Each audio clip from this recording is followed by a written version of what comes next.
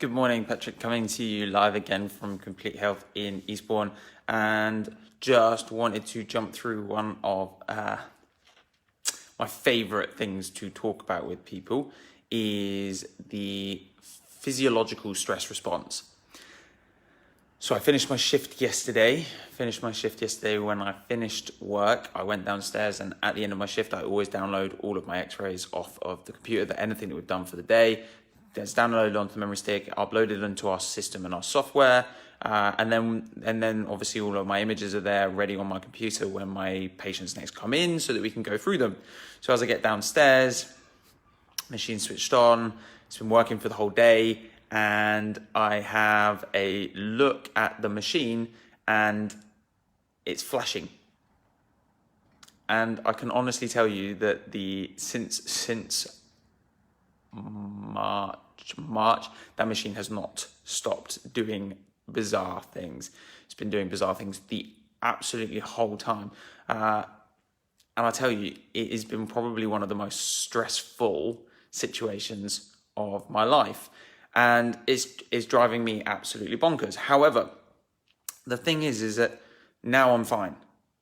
And the reason being is that obviously we can look, stress is a physiological thing.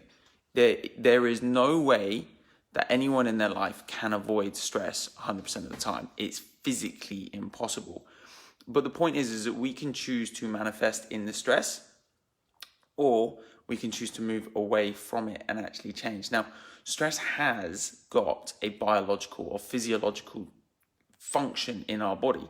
So what essentially happens is when we get stressed, normally the most common reason for something like that would be is if we were in danger. That was the whole point of the stress response being there.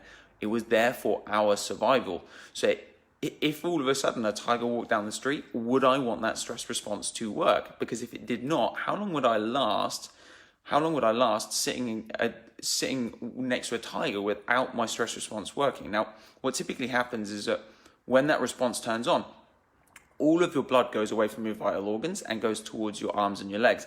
Now, if you think about it, the reason why your blood goes away from your vital organs and towards your arms and legs is that if there was a tiger there, you would want to either run really, really fast, or you'd be getting ready to fight off whatever that predator was. However, do you ever think about what that might actually be doing to our organs? Have we ever thought about what that might be doing to our heart long term? Because again, all of us can think about it when we have that stress response. What happens to our heart rate? Most of us are conscious about the fact that our heart will start racing, our breathing will start to become shallow. Most people won't know that digestion goes down. And so this is when we can actually start to see these really serious side effects start to occur. So by the way, I completely have got stress in my life. Like I say, the x-ray machine in our clinic has been an absolute bugbear for the last 3 months for me, during probably one of the most stressful times on the planet. But there are some really easy things that I do personally that I know bring my stress response down. Now, there are a few things that you can do as well.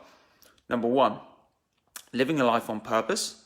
This has probably been the number one thing that people have found actually reduces people's stress.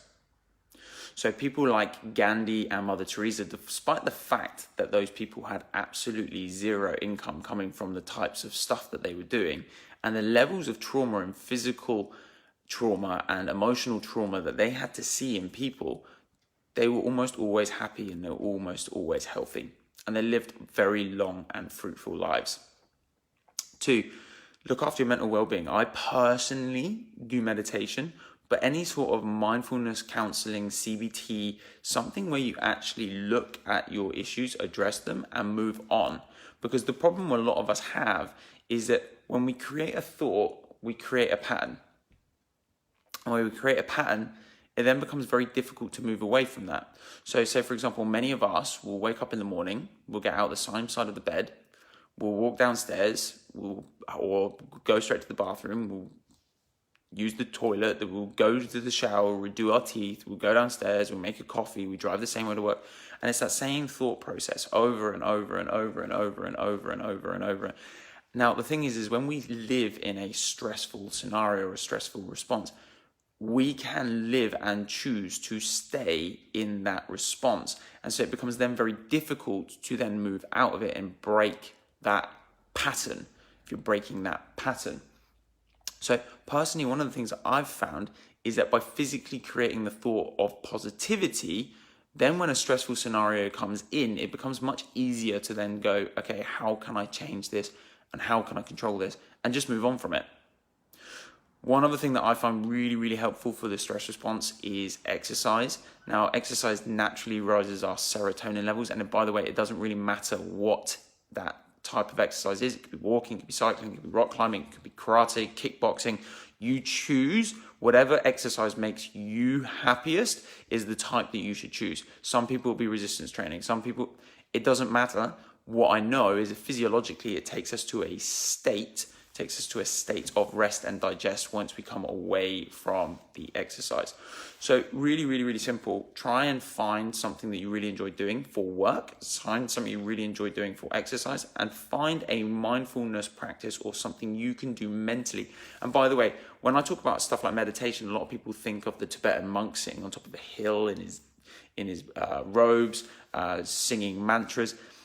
For some people, I kind of consider meditation would be doing something that you really, really enjoy doing. So if you were really into playing a musical instrument, and that was really kind of your safe space where all of your thoughts would get lost, that's the place to go. Because what we know is when we go into that space, our actual brain waves are actually allowed to change. And they've actually recorded this on, it's not EMGs because that would be muscle electric activity, but with brain activity, they've put diodes on the brain, and they actually watch when someone goes into that state where they're fully relaxed, the brain waves completely change. And that's when we start to see those neurons start to recover and our bodies start to recover. So make sure you're de-stressing. If you have got stressful scenarios going on in your life, make sure you're doing something about it. And like I say, this is probably the time on the planet where I've seen the most fear and stress being fed to everyone on the planet in my lifetime.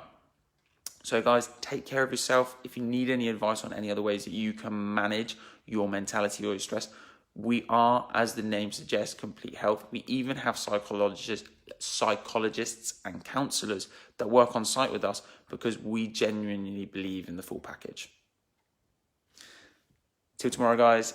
If you need anything, obviously you can leave a comment below, or you can drop us a message on the Facebook Messenger app, or equally you can phone us on the clinic. You can find everything on our website, which is www.completehealth.clinic, or our email is info@completehealth.clinic. If you need anything, we are here to help. Till tomorrow. Speak to you soon.